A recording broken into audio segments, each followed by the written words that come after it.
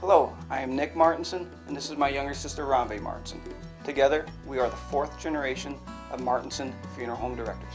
On behalf of our family, we invite you to this showing of Suttons Bay in 1942, a color video. Since before and through 4 generations of Martinson Funeral Home Directors, we have been privileged to have served the area ever since my great-grandfather, Martin Martinson, started the funeral home in 1917. We will give you first-hand historical narration to the sights you will see in this color 1942 video, and when possible, contrast the buildings you see with today's occupants.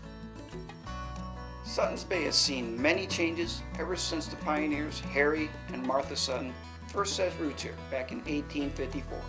We invite you to take a look back into time and see the sights of decades gone by and to marvel at the timeless beauty that is Suttons Bay. Please enjoy. Ladies and gentlemen, we're near Elm Street, where the middle school athletic field entrances are. We can continue down now to St. Mary Street, looking at the Bramer and Miller homes. Now, next up to Mr. Miller's home, as we see there, will be the Union School. Many generations of Suttons Bay students graduated through here, and in the 1950s, the current middle school was built to replace the Union School. To the right of the Union School, we see the Lewis Balmy home.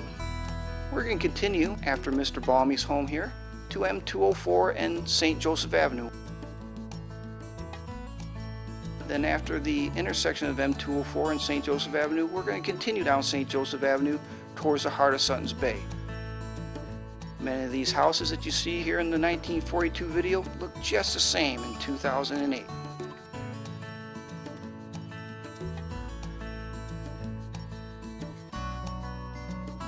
We're continuing down St. Joseph Avenue towards the heart of Suttons Bay.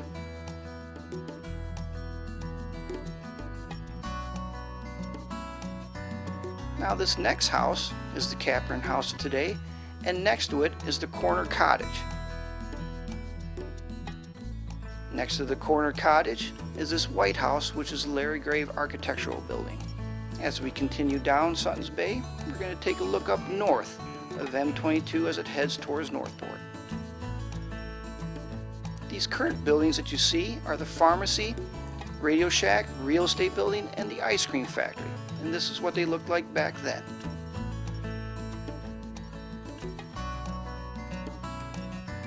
After the quality cleaners, we look at the Texaco gas station, which is today's Edwards Home Furnishing, Enterdyne, and many other businesses.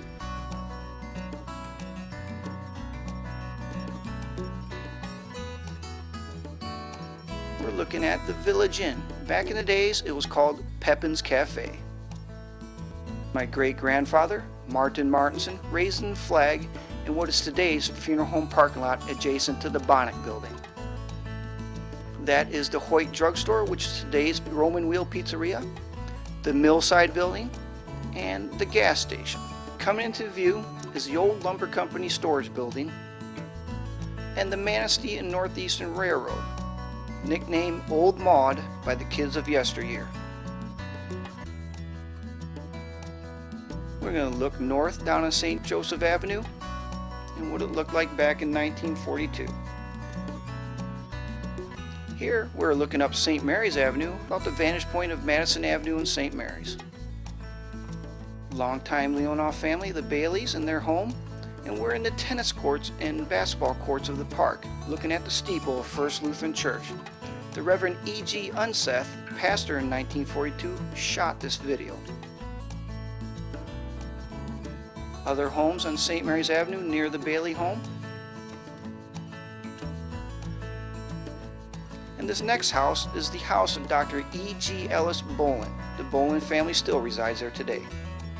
The front facade of the Martinson Funeral Home, and our facade today. Next we will see the county garage. The grass lawn, which is today's residence of the 45th Parallel in Samuels. The back steeple there is St. Michael's. And we're going to see the front facade of the Martinson Funeral Home. The Leonall Bank and Trust, Sen's Barbershop, and Garth's Grocery Store. Today's Bonnex and Silver Tree Deli. We are across the Friendship Center, looking north up St. Mary's Avenue. This is the Oliver Hanson home, right across the street from today's John's Barber Shop. This is another vantage point of the Oliver Hanson home. Next, we see St. Michael's Parish on Elm Street and Broadway. We continue down at the intersection where Lincoln and Broadway meet, and that gas station is located where today's parking lot is for the farmers market. We look north at the houses going down Lincoln Street, and we continue on near where Madison and Lincoln intersect at the Emmanuel Lutheran Church,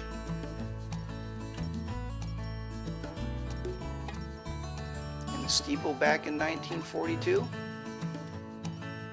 And we continue across the street to its neighbor, the Congregational Church. We continue down Lincoln Street, the Edwin Bailey home,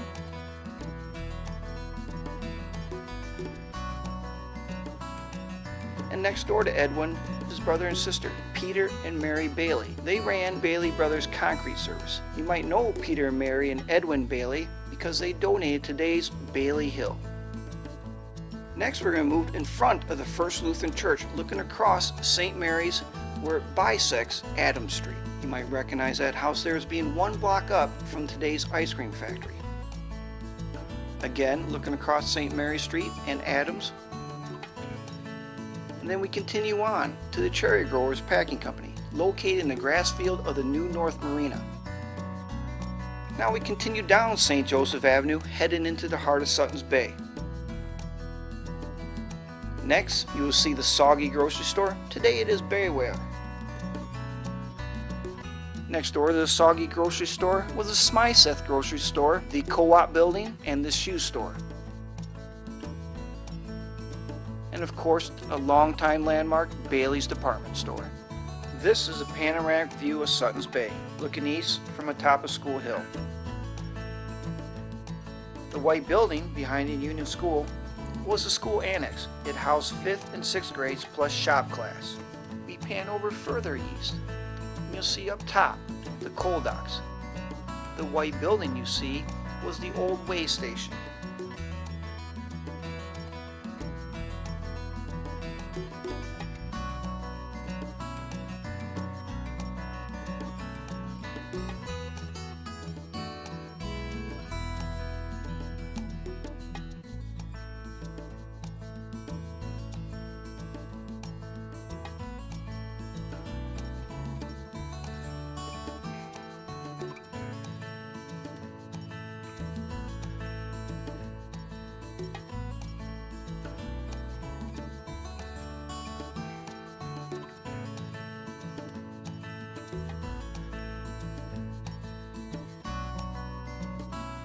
As we look out onto the blue waters of Suttons Bay, we reflect on the many changes that our community has undergone and will continue to undergo. However, the heart of Suttons Bay will remain the same. We thank you for joining us during this trip back in time. We hope you enjoyed the sights of years gone by.